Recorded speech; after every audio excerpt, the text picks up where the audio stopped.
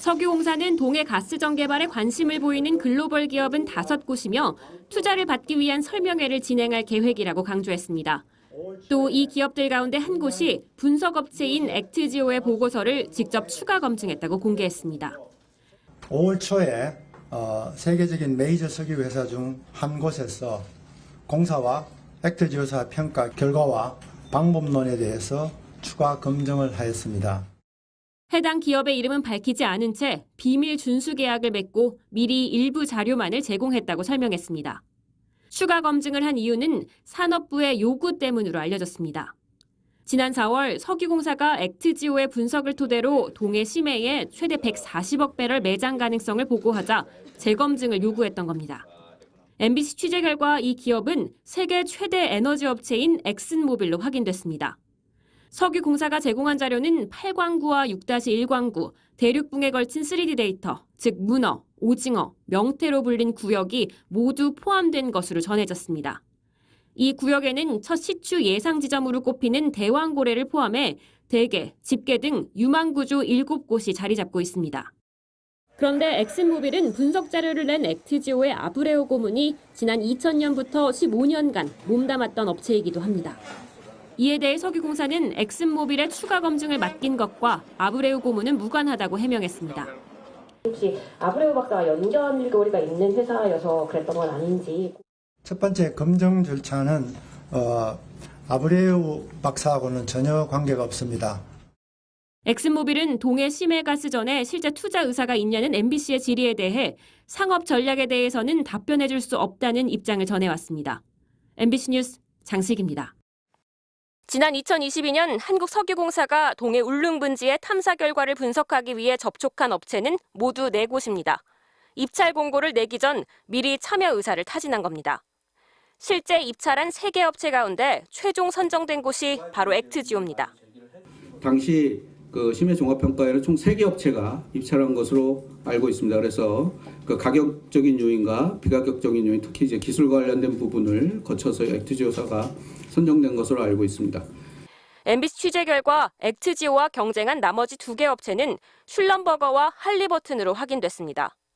이들은 텍사스 휴스턴에 본사가 있는 세계적인 석유 개발 서비스 업체인데 해당 업계에선 이른바 빅3로 꼽힙니다. 슐럼버거의 경우 고유가 시기 자산 가치가 삼성전자와 맞먹는 수준이었습니다. 하지만 결국 입찰을 따낸 건 1인 기업에 가까운 액트지오였습니다. 이와 관련해 석유공사 측은 액트지오의 아브레우 고문이 이른바 순차층 서학, 심해 퇴적층 분석의 권위자였기 때문이라고 설명했습니다. 또 아브레우 고문이 엑슨모빌 출신으로 심해 탐사 경험이 많다는 점을 고려했다고 강조했습니다. 퇴적층의 발달 양상이라든지 공간적인 분포 이런 것들을 최적으로 연구할 수 있는 방법이 순차층 서학이라는 방법입니다. 또 다른 논란은 아브레우 고문의 동해 분석 결과를 검증했다는 전문가 데이비드 모릭 교수입니다. 이 둘은 같은 논문의 공저자로 이미 알고 있는 사이였습니다. 특히 모릭 교수는 텍사스의 한 대학에서 지질학을 가르치고 있는데 현재 동해 프로젝트를 담당하는 팀장 A씨의 지도 교수였던 것으로 확인됐습니다. 지난 2022년 입찰 당시 A팀장은 미국 현지에서 아브레우 고문을 직접 만났던 것으로 알려졌습니다. 이에 대해 석유공사 측은 같은 분야의 전문가들끼리는 서로 알 수밖에 없고 A팀장은 액트지오뿐만 아니라 나머지 2 업체도 모두 방문했다고 설명했습니다. MBC 뉴스 장슬기입니다. 호주의 세계적인 에너지 개발업체 우드사이드는 2007년부터 석유공사와 동해 심해 탐사를 벌였습니다. 우드사이드가 지난 2022년 작성한 평가보고서입니다. 동해 탐사 지역 중에 대게와 집게가 새로 등장합니다. 2021년 대규모 3D 데이터까지 확보해 석유 가스 매장 가능성을 분석했습니다. 그런데 우드사이드는 이 2 지역에 대해 시추할 만한 유망구조로 보기에는 위험성이 높다는 평가를 내렸습니다. 보고서는 대게와 집게를 시추해 볼 만한 확률이 각각 75%, 25%라고 적시했습니다. 결국 석 달 뒤 우드사이드는 석유공사에 철수 의사를 밝혔습니다.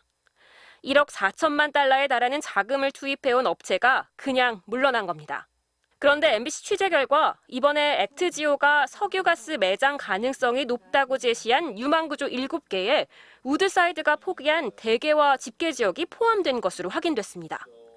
같은 지역을 놓고 우드사이드와 액트지오가 정반대의 해석을 내놓은 셈입니다.